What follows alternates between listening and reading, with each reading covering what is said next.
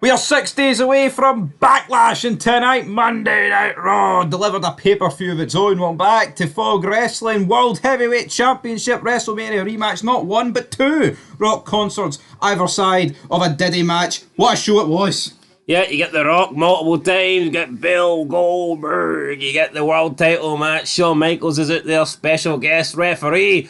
What's not to like? You've got big, sexy Kevin Nash picking a side, or Triple H putting him on a side, putting him on his ass, more like, with the return of Lita. Eric Bischoff made sure that was shorter than a short straw, buddy. Johnny Gargano, buddy. That wee midget, man. Probably wasn't that short, but anyway, Lita returned, and yeah, Backlash, is that the upcoming pay-per-view, or is that Fedor Long complaining about racism? Who knows? Blacklash. But yeah, Terry Long looking forward to talk about him, but let's kick off. We're in Bischoff's office. Ric Flair's like, what are you doing?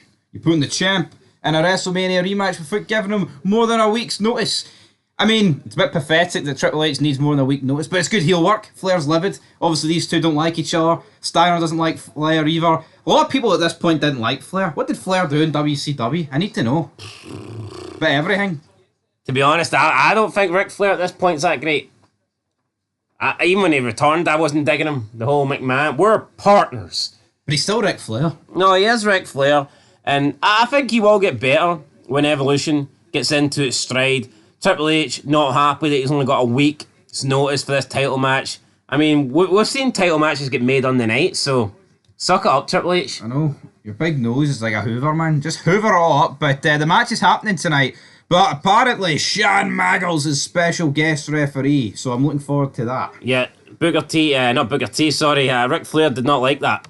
Don't blame him. Don't blame him, because Shawn Michaels hates the game. But up next is Jericho against the Hurricane. Good match. Hurricane continuing to get over in the process here. Jericho wins. You had Ric Flair out there, battering the Hurricane. And you know what? The Hurricane deserves this. Guy put some really good work in with The Rock. He didn't deserve just to go straight back down the card, feuding with like guys like Rodney Mack.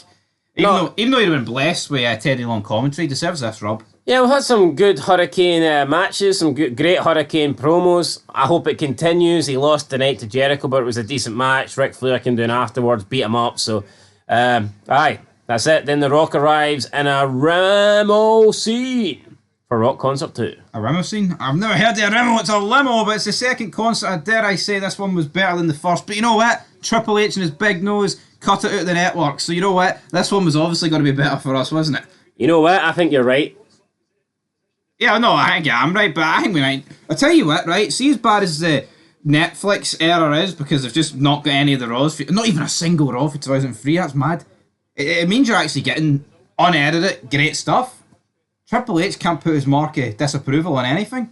Yeah, we're watching the tapes from beyond. Yeah, we reached out to Dave Meltzer and went, "Aye, guys, that's all right. Here's all the tapes from beyond default." Aye, beyond default. No, remember watching SmackDown like 2007? They used to be like from the vault and the gate would open and it would show you like some shitey match for free. Like, well, I say all free, and this is all free. This is some good shit, pal. But up next, we have got a 5-minute white boy challenge. White boy challenge, Rodney Mack versus a white boy. And the guy didn't have a name. Ivan. It was just called a white boy. Jonathan Coachman says, I can't call him that, but that's exactly what he was. It was Mack versus a white boy. And the Mac went to town. Rodney Mack, the Big Mac, packed him in a box like a Big Mac. Beat the white boy in less than I think there was only 2 minutes gone, and he got the win, so easy enough. I wanted it to go 4 minutes and 59 seconds to get more Fedor Long on commentary, but it is what it is. We then get Booker T backstage, catches up with Shawn Michaels. HBK says he is surprised, as Booker is, about being a special ref. That tonight, Booker says last week was an accident, and he hopes that HBK remembers that, and he remembers HBK super kicking him out of the NWO last June. So Booker says the way he sees it, we're equal, we're done, we're finished. HBK says he will. HBK is told he's expected to call it down the middle tonight, and HBK kind of nods. I don't get this, right? Is it because Shawn Michaels is a born again Christian, or like are we just pretending that Shawn Michaels doesn't hate Triple H? This match should be lopsided towards Booker T, which explains Flair and Triple H's, hatred towards Shawn Michaels, because they're worried about the fact that... But I guess Booker T and Michaels get into it last week, but they're in the same team at Backlash. I think they're trying to build it. Surely Shawn Michaels would rather Booker T win tonight. Yeah, you would think so. Unless he's the guy that did scrape that into Ahmed Johnson's car. Possibly.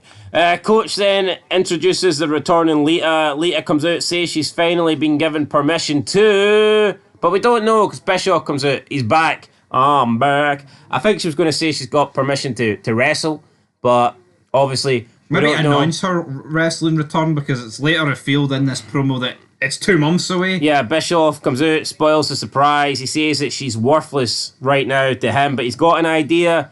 He's seen what kind of publicity Lita can give to Raw. Look at what Tori's done for SmackDown. Why doesn't Lita do what Tori does?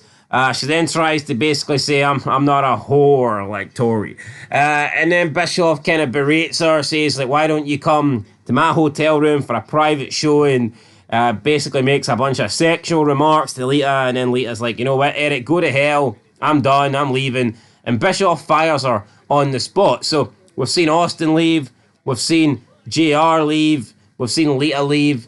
I mean, Eric Bischoff, controversy creates cash. He's all about the ratings. I don't think getting rid of free or, top people are a good way to go about it. No, it's not the smartest piece of business, but is Bischoff wrong here? I mean, Lita's most memorable moments for me is Are We Edge in the feud with Matt Hardy and mostly 06. Do you not agree with that, though? Even though she's a good worker. That's what I remember Lita for. Yeah, well, I mean, you could fire in the Dean Malenko stuff in 2000, but I mean, let's be honest. That was more sexual shit as well, wasn't it? No, it was. And it's the same with Trish, right? Trish, great worker, never going to... But I remember Trish with the stuff with the McMahons at Mania. That's what I remember. That's not me saying... And the Triple H whole wrestling thing landing on top of each other. And that's not me burying their in-ring work, but that's just the reality. Isn't it? Yep. Anyway, we'll move on. But Lita here, you know what, this is interesting at the end of the day. Lita coming back in her monotone voice, announcing that she's returning to wrestling, wouldn't have cut it here. So Bischoff coming out and getting some heat. Yeah. Absolutely correct decision. Another one bites the dust. We get Triple H and Flair backstage. They're thinking of some insurances for tonight. We then get 3-minute warning taking on Test and Scott Steiner. I mean, 3-minute warning are getting the job done. They're beating up Test. Steiner comes in. He makes the save. Rico is about to attack Stacy Keibler, so Steiner goes out to save her. Test then takes over. Test is about to beat down 3-minute warning on his own. He's getting the job done, but Big Papa Pump tags himself in, gets up on Jamal, hits a reverse DDT for the win. Steiner and Test get the win, but Steiner wanted the win, and then Test caught up with Steiner, and he noticed that Steiner was basically comforting Stacy Keibler backstage. He confronted him, saying, like, what you doing out there? You didn't need to tag yourself in and steal all the glory. Test says you better watch who you put your hands on. Don't be touching my girlfriend again. Stacy interrupts him. Thanks, Big Papa Pump. Big Papa Pump says to Stacy, you're welcome. And he spits towards Test. Yeah, I mean... Big Papa spit. I mean, I think this is a decent storyline in 03, but it's quite sad to see what's actually happened to Steiner here. Yeah, he came in, world title push, then completely missed WrestleMania. And now he's feuding over Stacy Keibler's legs, which I guess isn't the worst thing to be feuding over. Absolutely not, right? But let's be honest. I mean, I look at the 3-on-3 match. I'm not saying Booker T doesn't deserve to be there, or Jericho, or Nash, or whatever, but Scott Steiner could very easily be a part of that 6-man tag. No, he could. 100%. You know what I mean? Like, Flair's barely been wrestling. You could have had Nash on the side of Triple H and Steiner on the side of the babyfaces. And I'm wondering, at what point is Bischoff going to bring back the Intercontinental Championship? Oh, I fucking need it into. I tell you what, right? It's not been as missed as much as I thought it would have been. No, but I do think coming out of Mania now, I think you could do with it on the show, but it is what it is. I still think it's strange that he got rid of it. Nash is with Bischoff. Nash says that Bischoff will not manipulate him. Nash says he will pick a side, the winning side. Cause that's the side that Nash likes to be on. Yep, Nash always likes to win. Everyone likes to win, but Nash, well, he didn't pick the winning side in the Monday Night Wars, brother. But Rock did, and he's out next. Nah, but he picked the money side. He did. The Rock's. He's like, you know what? Don't stare at my ass too long because it gets hot, and his ass makes his way to the ring. He's running down Goldberg. He doesn't really get to sing very much here, but here comes Goldberg. But it's Goldberg. Alright, it's great seeing Goldberg. You know what? See Goldberg. He's better than fucking Roman Reigns, man. Goldberg. Down. The Sparklers. The Rock went down to Georgia. Yeah, so Goldberg's out there, The Rock's out there, then Goldberg finally pulls up, Rock calls for security, we see Goldberg arrive in his bummer, his Hummer. It was all Goldberg, man, it was all Goldberg. Rock blames Goldberg, said he was saying all this shit about him. Goldberg gets in the ring, beats up security. For some reason, Goldberg tries to attack Goldberg, but he gets absolutely battered. Rock comes in though, hits a rock bottom and leaves. Goldberg follows. Rock then runs to the back, gets in his Hummer, drives off out of there. Goldberg gets in his Barracuda, gives chase, but the engine blows. I mean, I don't know if this was supposed to happen or not. So then Goldberg gets out, jumps out, runs after The Rock, and The Rock's not even gone. The Rock just peeks from behind the curtains, and The Rock made it look like he was gone. So what I got from this is Goldberg is running out the fucking arena, and like he's not even chasing The Rock. What I got from this is that The Rock sabotaged his car, but the more I think of it, it's like, nah, I think the car just broke down. I don't know. I kind of thought we were getting. I thought we were going to get another window smash. I'm not gonna lie. Yeah, no, I know. I thought that as well. But anyway, this is the halfway. This is halftime heat in this segment. Halftime heat, buddy. We get Spike and Trish are in the ring. Chief Morley comes out and says their opponents are his handpicked team to face RVD and Kane at Backlash, and it's the Dudley Boys. So it's the Dudley Boys taking on their half brother Spike. I guess Devon's half brother to Brother Ray as well. And they're all inbred bastards. The inbred. The inbred boys, and Trish Stratus is out there as well. Bubba is, not really reluctant to attack any of them. Devon doesn't want to hurt his own brother. He doesn't want to hurt Trish Stratus, but Bubba just gets in, hits a big powerbomb on Spike, hits a running splash on Trish. He gets the table, but then we have the save. RVD and Kane come down. Kane then chokeslams Morley. Jazz comes out and hits a double arm stretch facebuster on Trish Stratus. Coach calls it the big slam. Trish falls on the table. I mean, I thought it was a good spot. Could have done it through the table, I guess. But I mean, it's something different because I've never seen it before. You know, I think, why not do this? I actually think this move looks more brutal on a table like this.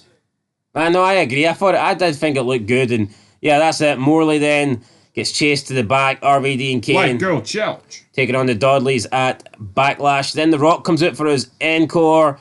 Starts singing. Goldberg comes through the crowd though. Attacks The Rock. Sending him to the floor. Goldberg's calling for a spear. But his plans are thwarted again. Christian makes the save. Christian actually getting a bit of offense on Goldberg. Rock's like, I can't deal with this. Rock bails out. Then Christian gets hit with a spear. A big spear. It was nowhere near as good as last week's, but it was still alright. Rock comes in, hits, I honestly think, two of the best chair shots I've ever seen The Rock hit. And The Rock's good at hitting chair shots. Shamrock, Foley, these two, especially, I don't know, the first one was good, and then the second one just fucking flipped Goldberg. Goldberg sold his ass off here for the win. Yeah, you can say you want about Goldberg and shite worker, doesn't sell, doesn't do this, doesn't do that, but I mean, that second chair shot, he spun himself inside out. No, he did, and you know what?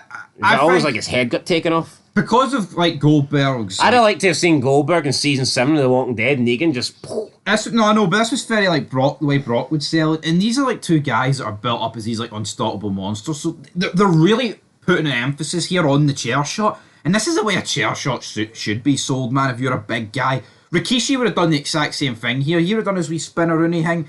I mean, how many times have we seen could you imagine Khali trying to, like, sell a chair shot to the dome? It just doesn't work. He'd have just stumbled backwards and put his hands in there. Aye. But, yeah, this was great. Rock batters him and then leaves. Goldberg looking very, buried, so to speak, but I think he'll get the last laugh. We then saw Triple H and Nash talking in a stairwell. What are they talking about? Then we saw the Backlash card with Cold Remedy blasting over it. Rock versus Goldberg, Lesnar versus Cena, Cade and RVD against the Dudleys, Rikishi against Sean O'Hare, Trish versus Jazz, Team Angle against Los Guerreros, Big Show versus Rey Mysterio, and then Shawn Michaels, Nash, Booker T against Triple H, Flair, Jericho. What a card. Something like a good card, and that's with a lot of people injured. That's with Kurt Angle out, Undertaker out. I mean, Benoit's not on it. I mean, this card could be even better. I mean, there's no Austin, obviously, but here, there won't be Austin. if you're looking for an Austin match, you'll be waiting till 2022, which we will not be reviewing, by the way, because it's absolutely crap. Yeah, Nash then knocks on HBK's door, tells him, "Hey, brother, keep an open mind." And Triple H walks in. So we've got Triple H, HBK in the same locker room. Anything could happen here. And well, these two former DX members are speaking. We've got Booker T, he's walking, and is there a conspiracy going on? Is Michaels and Triple H cooking something up? Is the click? But why? You know, what is... Nash is just hell-bent on... He's obsessed on getting the click. Yeah, but what can Triple H possibly say to Michaels here for Michaels to go, help me win tonight and you've got the next shot? But even that... I don't know why Triple H should Hold do on, that. if Michaels sweet-chin Triple H tonight and drag Booker T over him and give him a 1-2-3 and Michaels goes to Booker, right, I want the first shot because I helped you win, is Booker really going to go, nah, sucker, you know, I mean, no, he's going to game it, so... But maybe it's more personal for Michaels, he'd rather face Triple H. Maybe he would, but anyway, up next is the match, Triple H against Booker T. Here, for me, it only really got good when you got all the interferences, but... Yeah, I just don't think Booker T and Triple H are that good as dance partners for me. They don't really have that chemistry. Didn't think the match at Mania was great. Didn't think this match was great. But then when you have the chaos, when you have Michaels getting involved, Flair, Jericho, that can make anything good.